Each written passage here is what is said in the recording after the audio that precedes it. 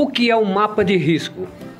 O mapa de riscos é a representação gráfica dos riscos de acidente nos diversos locais de trabalho, de fácil visualização e fixações de locais acessíveis no ambiente de trabalho, para informação e orientação de todos os que ali atuam e de outros que eventualmente transitem pelo local, quanto às principais áreas de risco. Responsabilidade da elaboração é da CIPA, com a orientação do SESMIT, o Serviço Especializado de Segurança e Medicina da empresa.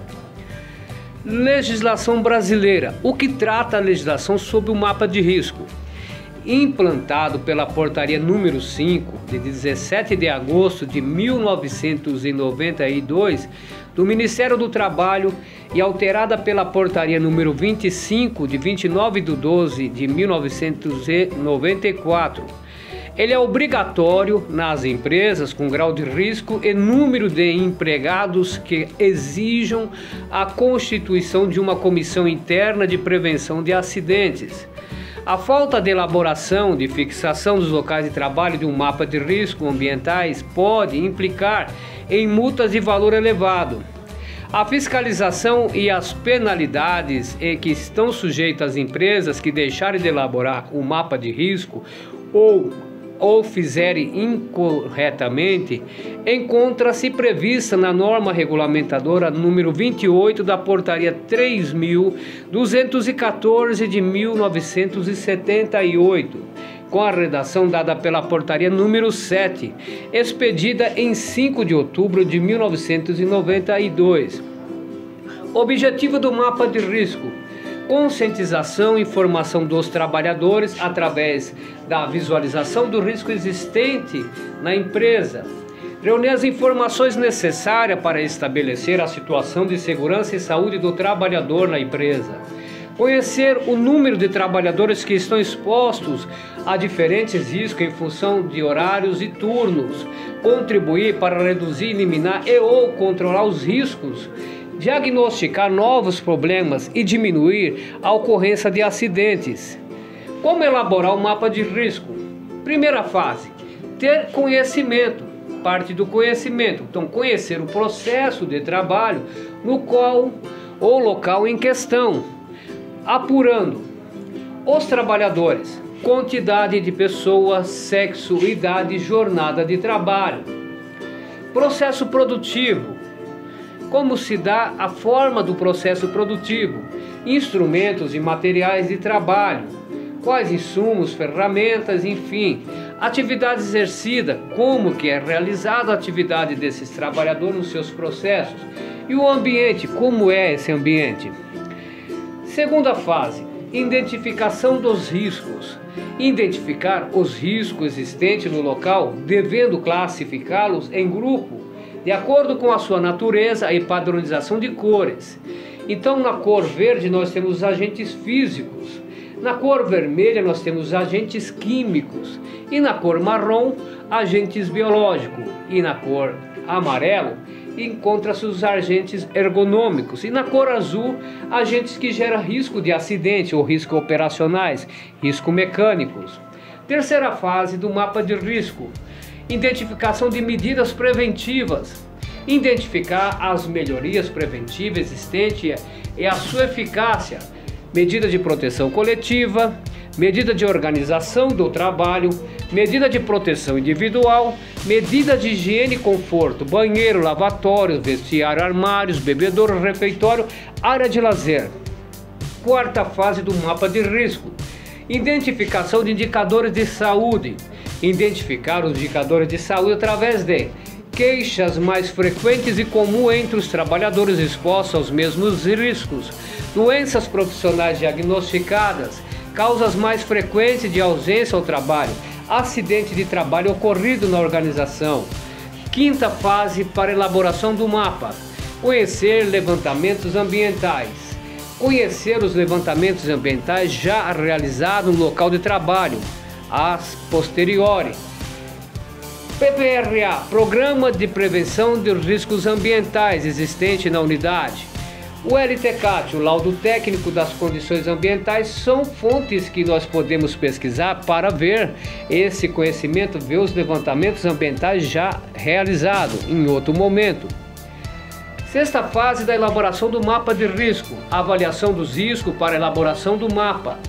Com as informações anotadas, a CIPA deve fazer uma reunião para examinar cada risco identificado. Nessa fase, faz-se a classificação dos perigos existentes conforme o tipo de agente. Conforme a tabela de riscos ambientais, também se determina o grau, tamanho, pequeno, médio ou grande desse agente no ambiente de trabalho. Vamos conhecer então essas dimensões. Tabela de gravidade do risco. Então, na tabela de gravidade nós temos os riscos quando eles são pequenos, representado por essa figura menor, quando são médios por essa figura mediana, e quando o risco é grande ele vai ficar representado numa figura maior. Então, o tamanho do círculo, grau de intensidade do risco presente no ambiente do trabalho. Então aqui está, por exemplo, a tabela de classificação do risco. Simbologia das cores. Então, no mapa de risco, os riscos são representados e indicados por círculos coloridos de 3 tamanhos diferentes, a saber, risco químico, por exemplo, na cor vermelha, nós temos ali risco químico leve, que é a primeira bolinha, o primeiro círculo pequeno. Risco químico médio, na cor mediana, e risco químico elevado, na cor vermelha, no diâmetro maior. E o risco mecânico pequeno, risco mecânico médio e risco mecânico elevado. Aqui nós temos o risco biológico leve na cor marrom, risco biológico médio e risco biológico grande na cor marrom grande. Risco ergonômico leve, risco ergonômico médio, risco ergonômico elevado. Risco físico leve, risco físico médio, risco físico elevado. A cor determina o tipo do risco e o tamanho da circunferência, a intensidade desse risco no ambiente. Pode também usar o seguinte critério: critério de coincidências. Se nós tivermos, por exemplo, os mesmos padrões ou mesma intensidade dos riscos, eles sendo todos médios, todos pequenos ou todos grandes, é possível fazer uma operação quadriculada. Por exemplo, aqui nós temos para risco grande, cortes e gerando fagulhas na cor do risco mecânico.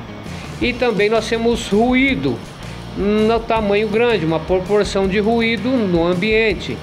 E nós temos gases e poeiras representado aqui no tamanho grande. E postura inadequada, esforço repetitivo, tamanho grande, representado então dentro dessa circunferência grande para todos os riscos. Então, diversos tipos de risco no mesmo ponto. Mapa de risco. Quando o risco afeta todo um setor. Depois de discutido e aprovado pela CIPA, o mapa de risco completo ou setorial deverá ser fixado em cada local analisado de forma claramente visível e de fácil acesso para os trabalhadores.